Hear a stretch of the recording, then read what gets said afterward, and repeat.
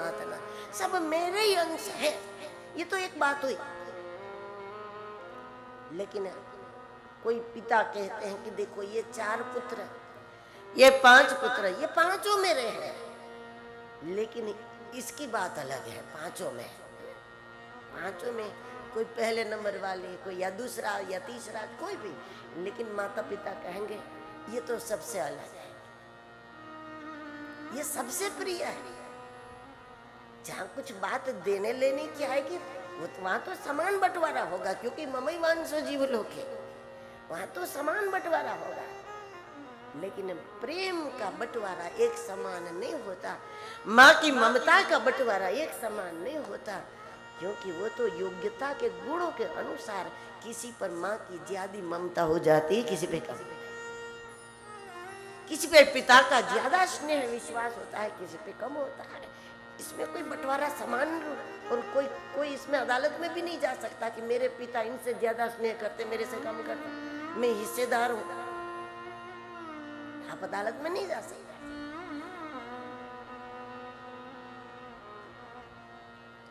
एक व्यक्ति में 5 गुण होगा, तब उस व्यक्ति की चित्तवृत्ति द्रवित हो जाएगी, परमार्थी चित्तवृत्ति हो जाएगी, दयालु हो जाएगी। जो हमने कल देखा, मुच्यताम ऐसा ब्राह्मणों नितराम गुरु, इसको छोड़ दो। 5 पुत्र की हत्या करने वाला सामने खड़ा था, लेकिन द्रौपदी ने कहा इसको छोड़ दो, इसको माफ कर दो। ये जो करुणा है, ये द्रवित चित्तवृत्ति का नाम द्रौपदी है। दयावान चित्तवृत्ति, करुणायुक्त चित्तवृत्ति। ये शब्द 5 पुत्र की मां नहीं बोल सकती, मारने वाले को माफ कर दो, ये योगेश्वर कृष्ण की बहन बोल सकते। तो भगवान ने अलग ही नाता जोड़ा द्रौपदी जी से। जो भी परमार्थी होगा, ईश्वर उससे पक्षपात जरूर करेंगे। ईश्वर के लिए भी वो अपना विशेष कृपा पात्र है, भगवान का विशेष कृपा पात्र होगा। भगवान का कोई विशेष कार्य उसके द्वारा संपन्न होगा, भगवान कोई विशेष कार्य का श्रेय उसको प्रदान करेंगे खुद, लेकिन श्रेय उसको देंगे। जिसकी चित्तवृत्ति द्रवित है, परोपकारी है, दयावान है, अपराधी पर भी दया है। जरा इतनी दयावान चित्तवृत्ति तब बनेगी जब हमारे अंदर ये 5 गुण आ जाएंगे। धर्मनिष्ठा, युधिष्ठिर, भाव, भीम, समर्पण, अर्जुन, संयम, सहदेव और नियम, नकुल। ये 5 गुण को जीवन में धारण करने का अभ्यास करो। करते करते अगर ये 5 गुण जीवन में आ गए तो निश्चित ही चित्तवृत्ति द्रौपदी बन जाएगी, द्रवित हो ही जाएगी। दया का कौन सी दुकान पे खरीदने जाओगे? दया की कौन सी सिरप मिलेगी? सुबह शाम एक चम्मच ले ले तो दयावान हो जाएंगे क्या? कौन सी टेबलेट मिलेगी आपको कि हम दयावान हो जाए, हमारी चित्तवृत्ति द्रवित हो जाए, हमारी चित्तवृत्ति द्रौपदी बने? इसके लिए कहां से कौन सी दवाई लाओगे? ये 5 गुण जीवन में लाने का अभ्यास करोगे तो एक ना एक दिन चित्तवृत्ति द्रवित हो गई, और परमार्थी लोग ईश्वर को अधिक प्रिय होते हैं। भगवान भी उसके लिए पक्षपात कर सकते हैं, क्योंकि परम पिता है। जो विशेष कार्य करता है उसके हाथ में कुछ विशेष दिया जा सकता है।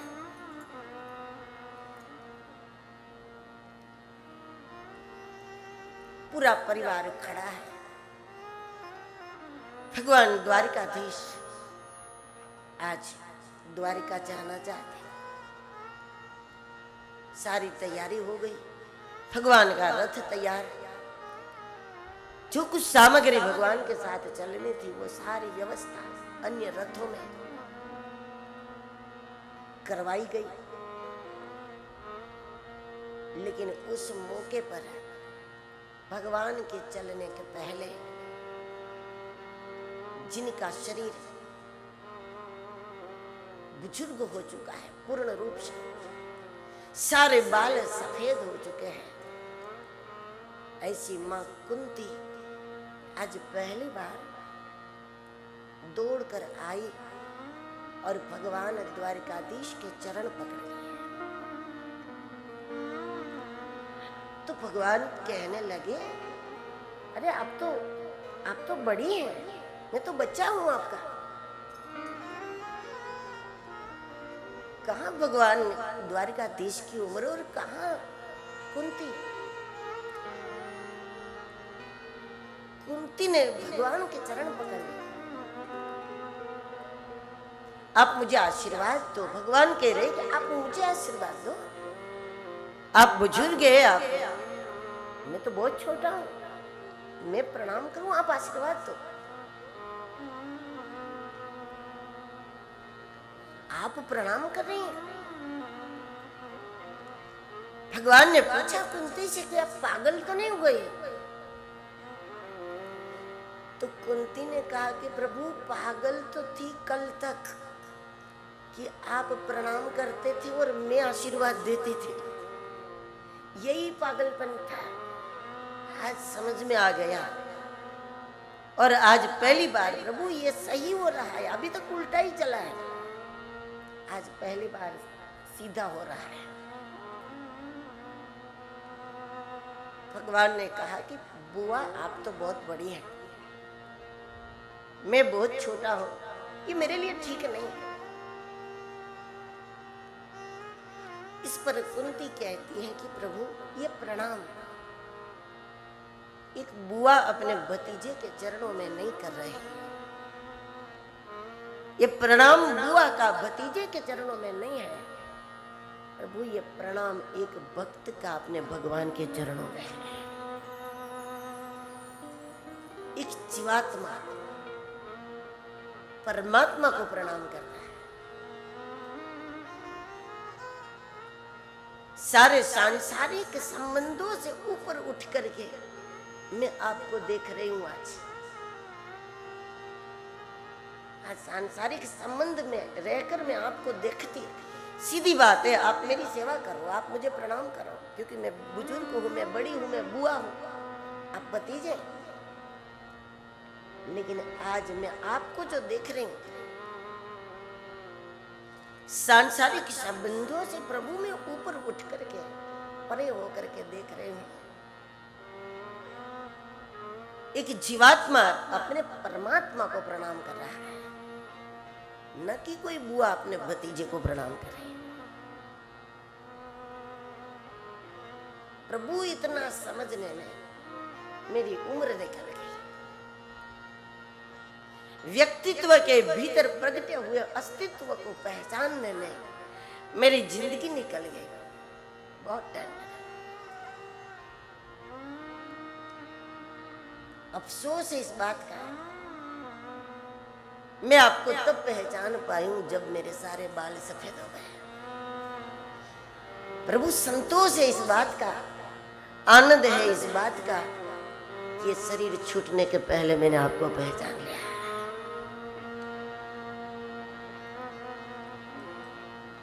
कभी कभी उम्र की आड़ महान व्यक्तित्व का स्वीकार नहीं करने देती। परिचय होने के बाद, पहचान होने के बाद भी बात बात में यही लगेगा, ये तो कल का छोरा, ये तो कल हमारे सामने खेलता था, कुछ भी नहीं था। हम जब उम्र में बड़े हैं और कोई महान व्यक्तित्व उम्र में छोटा है, तो उम्र का भी अपना एक सूक्ष्म अहंकार होता है।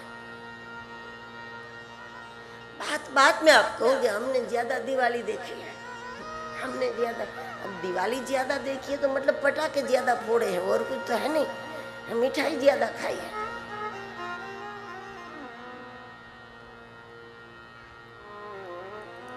उम्र के साथ यदि हमारे गुणों का वर्धन नहीं हुआ तो मतलब हम बड़े थोड़ी हुए। उम्र की आड़ महान व्यक्ति को भी जल्दी जल्दी वो अपनाने नहीं देगा। कभी कभी जाति की आड़ है, हमारी जाति ऊंची है, कोई नीची जाति का है, लेकिन अवतार महान है, लेकिन हमारी जाति का आवरण हमें स्वीकार नहीं करने देगा कि यह अद्भुत है।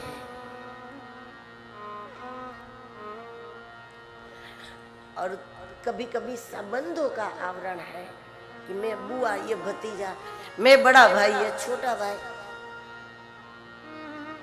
तो पूरी दुनिया एक महान व्यक्तित्व से लाभान्वित होगी, उसके बाद भी निकट के लोग लाभान्वित नहीं होंगे, क्योंकि मेरा तो भाई है, हमारे तो पड़ोसी है, हमारा तो भतीजा है, हमारे तो ये लगते हैं। अत्यंत निकटता अत्यंत दूर रखती है, अत्यंत निकटता अत्यंत दूरी का कारण बन जाती है। ये सौभाग्य नहीं बल्कि दुर्भाग्य हो जाता है कभी कभी।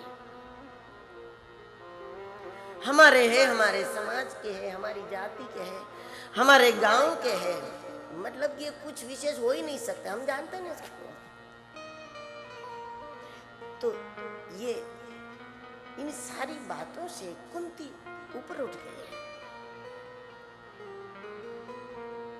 पहचान गई है प्रभु को। ये कुंती ने जो स्तुति की है, इसमें यह स्पष्ट होता है कि उसमें केवल भक्ति नहीं है। ये स्तुति साबित करती है कि कुंती में ज्ञान, वैराग्य और भक्ति, ये तीनों ही परिपूर्ण है। ये पहुंची हुई अवस्था का नाम कुंती है। भगवान कहते हैं कि मैं छोटा हूं, आप बड़ी है। और यहाँ खड़े हुए लोगों से पूछो, चलो कौन बड़ा है, आपकी जन्म तारीख बोलो प्रभु। भगवान ने कहा कि जन्म तारीख बोलो, चलो आपकी बोलो, मैं अपनी बोलूं, कौन बड़ा है अभी पता चल जाएगा। इस पर कुंती कहती है कि प्रभु जन्म तारीख देखने पर तो मैं ही बड़ी हूं। यहां खड़े लोगों से पूछो, सब यही कहेंगे कि कुंती बड़ी है, द्वारकाधीश छोटे हैं। लेकिन प्रभु ज्ञान दृष्टि से देखने पर आपसे बड़ा कोई नहीं। इस स्तुति का शुभारंभ ही ज्ञान की अवस्था से हुआ है, क्योंकि ये शब्द भक्त के नहीं होते हैं। जो शब्द है नमस्ये पुरुषं आद्यं ईश्वरं प्रकृते अलक्ष्यं सर्वभूतानां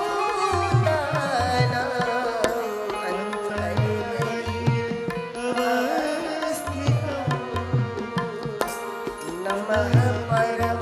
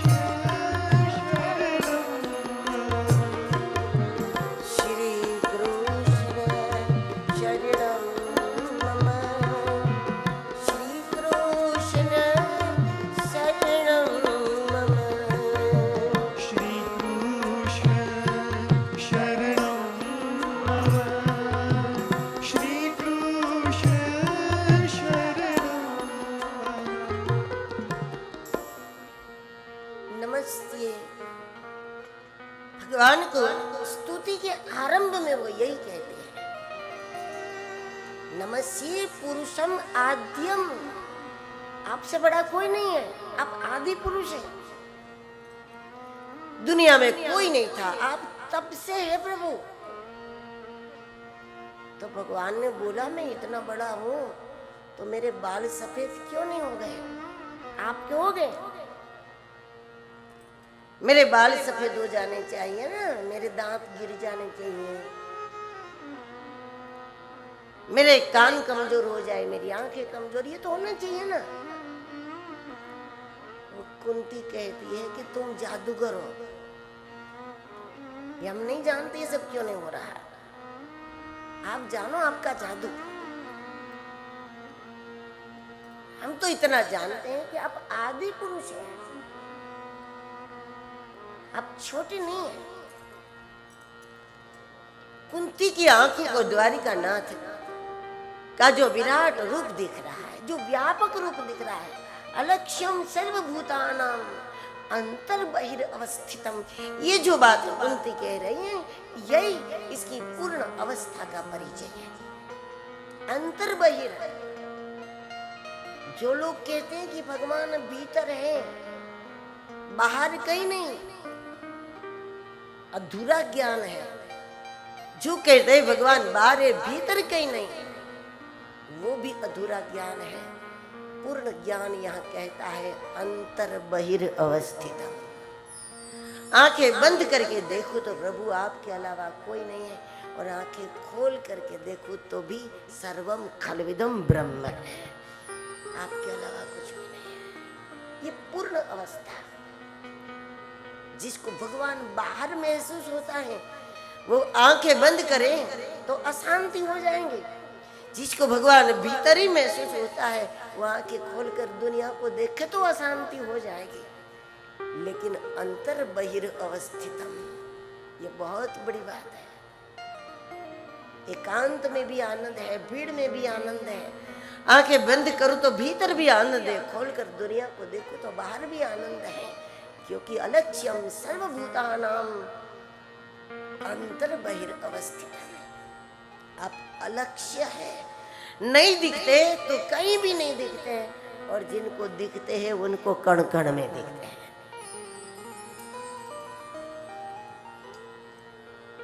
भगवान ने व्यंग करते हुए पूछा कि ये आपने अब समझा? मैं साल भर से आपके यहाँ रहा, आपने कभी नहीं कहा कि आप ब्रह्म हैं, भगवान हैं, और जब मेरी टिकट बन गई, रिजर्वेशन हो गया, तब आप कह रही हैं कि आप तो ब्रह्म हैं। ये क्या मतलब है? इतना टाइम लगा आपको? कुंती ने कहा प्रभु इसमें दोष हमारा नहीं है, खूबी आपकी है, आपकी लीला ऐसी है, आपकी हरकत ऐसी है। बहुत बार लगा कि कुछ तो है, लेकिन फिर आपने हमको भुला दिया। फिर कभी लगा कि अद्भुत है आप, कुछ तो है, लेकिन ऐसे में बात आपने फिर कोई ऐसी लीला कर ली कि फिर हमको लगा कि नहीं नहीं ऐसा कुछ नहीं है। ये खूबी आपकी है, दोष हमारा नहीं है। और बात तो ये प्रभु हम आपको न पहचान सके, ये कोई आश्चर्य की बात नहीं है, क्योंकि आपको जन्म देने वाले भी आपको नहीं पहचान सके तो हम कौन हो सकते आपको पहचाने? 11 वर्ष तक आप जिस गोकुल में रहे प्रभु, जिस भूमि की आपने मिट्टी खाई, जिस जसोदा का दूध पिया, वो भी आपको पूरी तरह नहीं पहचान सके तो हम तो कौन होते आपको पहचाने? हमको अफसोस नहीं है। इस बात का हमको आनंद जरूर है कि प्रभु आखिर शरीर छूटने के पहले हमने अपने अंशी को पहचान लिया। हम जिनका अंश है उस अंशी को हमने शरीर छूटने के पहले पहचान लिया। ये हमारी सफलता है। तो भगवान ने कहा कि देखो आप कह रहे हैं मैं व्यापक हूं, तो अब मैं द्वारका जाता हूं तो आपको क्या फर्क पड़ता है? मैं व्यापक तो हूं तो फिर आपके लिए तो कण कण में हो गया ना, आपको क्या फर्क पड़ता है? कुंती कहती है प्रभु नमः पंकज नाभाय, नमः पंकज मालिने। आपका सब कुछ कमल समान है, आपके नेत्र कमल, आपके कर कमल, आपके चरण कमल, आपके मुख कमल, आपका सब कुछ कमलवत, जल कमलवत है। आप जहां कहीं भी रहते हो ना, चिपकते नहीं हो, लेकिन प्रभु जो मैंने कहा ये तो आपके लिए कहा है ना। नमः पंकज नाभाय, नमः पंकज मालिले, नमः पंकज नेत्राय, नमः सिय पंकजाग्रये। ये आपके लिए कहा है, मैंने अपने लिए नहीं कहा, अपने लिए नहीं कहा।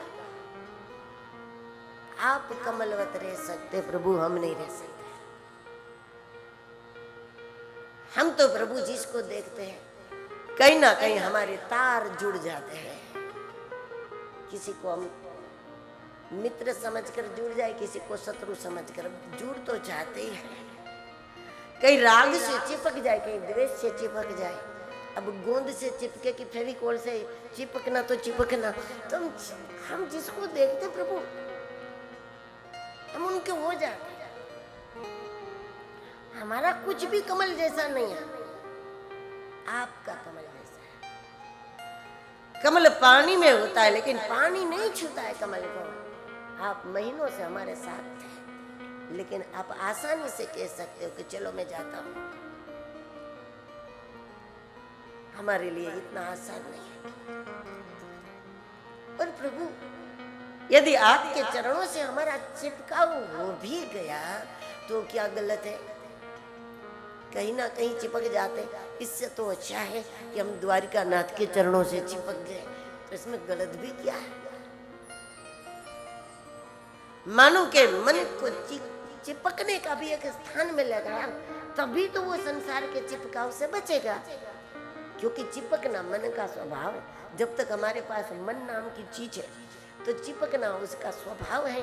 और दुनिया में इधर उधर कहीं भी चिपक जाए, इससे अच्छा है कि हम द्वारिका नाथ के चरणों से चिपक गए। तो ये तो अच्छा ही ना। फिर भी आपको जाना है, यहां समर्पण आ गया कुंती में, आपको जाना है, ठीक है। हम आपकी गति के अवरोधक नहीं है। सेवक गतिरोध नहीं बनता कभी। हम आपकी गति के अवरोधक नहीं है। और आपकी गति भी तूफानी है, हमको पता है। अवतारों की गति तूफानी होती है, उसको रोकने का प्रयास करें वो भी उड़ जाता है बीच में से। हम नहीं रोकेंगे आपको। लेकिन प्रभु जाने के पहले एक वरदान मुझे दे दो। वरदान में कुंती मांगती है, विपदः शश्वतः सन्तु तत्र तत्र जगत गुरु। कुंती भगवान से विपद मांगती। विपद, विपद का मतलब विपत्ति भी माना गया है, लेकिन विपद का भाव विशेष ये लगता है कि मुझे विशेष पद दो। क्योंकि कुंती ने विपद त नहीं, तलवार वाला तल ही नहीं है, त नहीं है यहाँ पे, यहाँ द है, दरवाजा वाला द है। भगवान से वो विपद मांगते हैं और विपद का भाव है विशेष पद। क्योंकि आज कुंती राजमाता बनी है और कुंती के मन में एक डर है। हम लोग जब जब जाते थे द्वारिका, या जब जब द्वारिका नाथ हमारे यहाँ पधारे, तो पांडवों का भगवान द्वारिका नाथ के चरणों से एक ऐसा नाता रहा है कि पूरा परिवार भगवान के चरणों के आसपास में घेरा लगाकर बैठता है। लेकिन अब जब मैं राजमाता हूं, हस्तिनापुर के सम्राट की मां हूं मैं, जब मैं राजमाता बन गई हूं, और अब ये हो सकता है कि जब हम लोग द्वारिका जाएंगे तब द्वारिकाधीश हम लोगों के बैठने की एक अलग व्यवस्था कराएंगे। हस्तिनापुर के सम्राट आए हैं, इधर आसन लगाओ, इधर लगाओ, उधर लगाओ। हस्तिनापुर की राजमाता आ रही है। हमारे आने के 2 दिन पहले हमारे बैठक की व्यवस्था होने लगेगी कि कहाँ सिंहासन लगेगा, कहाँ आसन लगेगा। इस बात को लेकर कुंती चिंतित है। आपके चरणों में हमारा जो स्थान है वो हमारा अधिकार कायम होना चाहिए प्रभु, वो अधिकार कायम बना रहे। ये हमारा विशेष पद जो है ना, आपके चरणों में जो हमारा स्थान है वो हमारा विशेष पद है, वो सुरक्षित रहना चाहिए। ऐसा नहीं कि हम सम्राट हो गए, मैं राजमाता बन गई हूं तो द्वारिका नाथ खुद मेरी व्यवस्था में लग जाए। नहीं, वो विशेष पद जो हमारा है वो हमारा विशेष अधिकार है, हमारा आधिकारिक पद है प्रभु। हम भले ही हस्तिनापुर के सम्राट बने, लेकिन जब आप हमारे यहाँ पधारे या हम द्वारिका पधारे तब आपके चरणों में घेरा लगा कर बैठने का जो हमारा अधिकार है वो सुरक्षित रहे, वो विशेष पद है।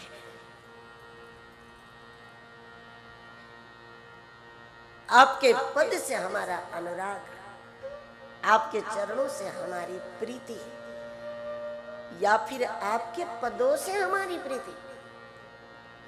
जो मीरा के पद हैं, ब्रह्मानंद जी के पद हैं, तुलसीदास जी के पद हैं, इन पदों से हमारी प्रीति रहेगी तो इन पदों से कोई नुकसान नहीं होगा जो पद हमें मिला दुनिया में। नहीं तो पद प्राप्त होते ही नहीं को अस जन्मा जग माही कि प्रभुता पाही जाही मद नाही। पद का मद हो जाता है, पद से नुकसान नहीं होता, पद के मद से नुकसान होता है। और जब पद का मद आ गया तो भारी नुकसान हो जाएगा प्रभु। इससे अच्छा ये है कि भले ही पद आपने हमको दिया लेकिन आपके पदों से हमारी प्रीति रहेगी, हमारी प्रीति रहेगी भगवान के गीतों से, भगवान के पदों से, महापुरुषों के वचनों से। यदि हमारी प्रीति बनी रहेगी तो पद मद में परिणत नहीं होगा। पद की विकृति है मद, उससे हम बचकर रह जाएंगे। पद तो मिलेगा लेकिन मद से हम बचकर रह जाएंगे।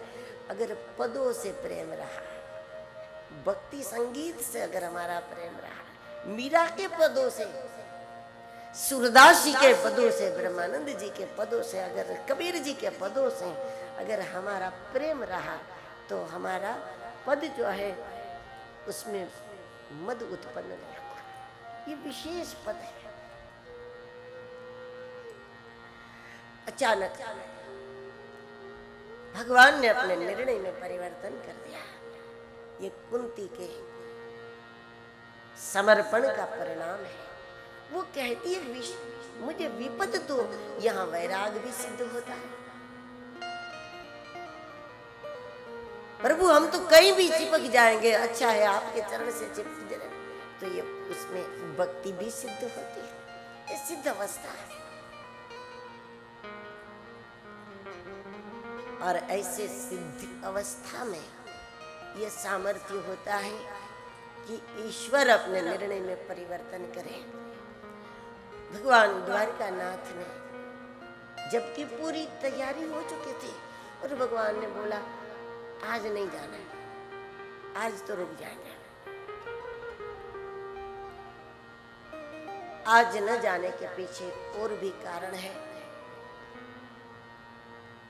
कुंती के भाव समर्पण को निमित्त बना दिया प्रभु ने, क्योंकि वो जानती है कि ये क्या करता है और क्यों करता है, ये वो ही जानता है।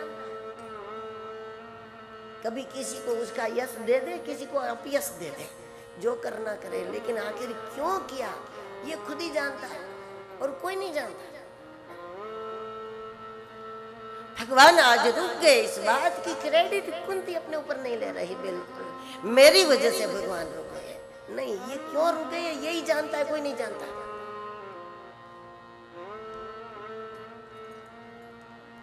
और ये सही भी था। भगवान के आज न जाने का कारण एक तो ये भी है, भीष्म पितामह युद्ध मैदान में बाण सैया पर पड़े हैं, 53 दिन बीत गए, 54वां दिन होने वाला है, 53 दिन बीत गए। 186 वर्ष की उम्र में युद्ध मैदान में जिस ढंग से युद्ध किया है, तब उसकी उम्र उनकी उम्र 186 वर्ष की महाभारत में बताई। इच्छा मृत्यु है। एकांत में भीष्म को मिलकर एक बार द्वारिकानाथ ने कहा भी था कि भीष्म, आप दुर्योधन को कह दो मैं युद्ध नहीं करूंगा। आपके पास बहाना भी है कि अब तो उम्र है, युद्ध टल सकता है, आपके बल से युद्ध कराइए। इच्छा मृत्यु भीष्म पितामह जिनके साथ हो, स्वाभाविक है जीत उसी की होगी, तो उसी बल से, आपके बल से युद्ध हो रहा है, युद्ध टल सकता है। लेकिन भीष्म पितामह नहीं माने, और नहीं मानने का कारण दुर्योधन से कोई प्रेम नहीं था उनका, नहीं मानने का मात्र यही कारण था कि वो वचनबद्ध है। उन्होंने वचन दिया था, हस्तिनापुर की गद्दी पर जो कोई बैठेगा मैं उसकी मदद करूंगा, मैं उसका समर्थन करूंगा, मैं उसका साथ दूंगा।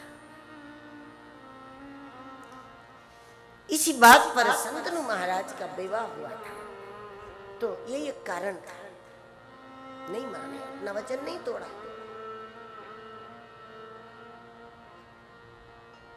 और आज भीष्म पितामह युद्ध मैदान में पड़े हैं, रोम रोम में जो बाण है, रोम रोम में बाण है, ये कोई साधारण बाण नहीं है। भीष्म पितामह ब्रह्मचारी है, कहने के ब्रह्मचारी नहीं है, वास्तव में ब्रह्मचारी है। महाभारत में भीष्म पितामह के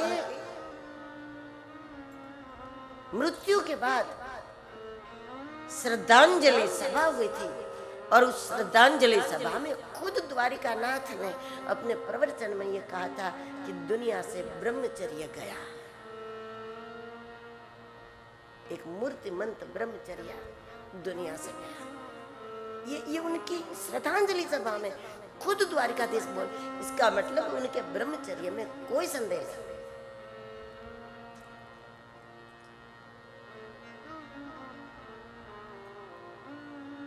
उनके रोम रोम में जो बाण है वो कृष्ण बाण है। थोड़े अलग दृष्टिकोण से आप भागवत जी को देखो तो पता चलेगा। भगवान आज भीष्म पितामह के सामने इसलिए जा रहे हैं कि धर्मराज युधिष्ठिर जी के मन में आज वही बात है जो बात अर्जुन के मन में युद्ध के पहले थी। अर्जुन कहता था ये युद्ध नहीं करना चाहिए, बड़ा पाप हो जाएगा, बड़ा पाप हो जाएगा। भगवान ने गीता सुना दी और अर्जुन मान गया। अर्जुन ने युद्ध किया, लेकिन युद्ध खत्म हो गया। अब धर्मराज युधिष्ठिर के मन में वही बात आई है कि पाप हो गया, बड़ा पाप हो गया, हम तो पापी हैं, हम योग्य ही नहीं राज के।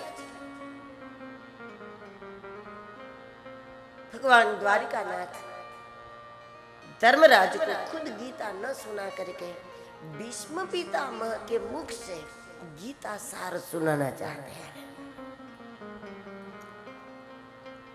और भीष्म पितामह ने धर्मराज को जो कुछ कहा वो गीता ही है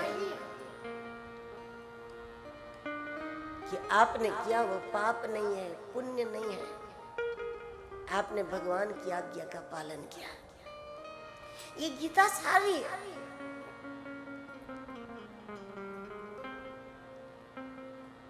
युद्ध के पहले अर्जुन के मन में आया था तो भगवान को सुनानी पड़ी गीता, लेकिन अब तो अवसर था। भगवान अगर कहते धर्मराज को कि आप गलानी मत कीजिए महाराज, आपने कोई पाप नहीं किया। भगवान ने जैसे अर्जुन को गीता सुनाई वैसे धर्मराज को सुना दे, आपने कोई पाप नहीं किया। ये बड़ा समाधान नहीं था, लेकिन जिसके रोम रोम में बाण है, जिसकी हार हो चुकी है, जो खून से तरबतर हो गए हैं और युद्ध मैदान में पड़े हैं खून के बीच, और वो उस अवस्था में पड़ा हुआ व्यक्ति धर्मराज से कहे कि आपने पाप नहीं किया, ये बहुत बड़ा समाधान है।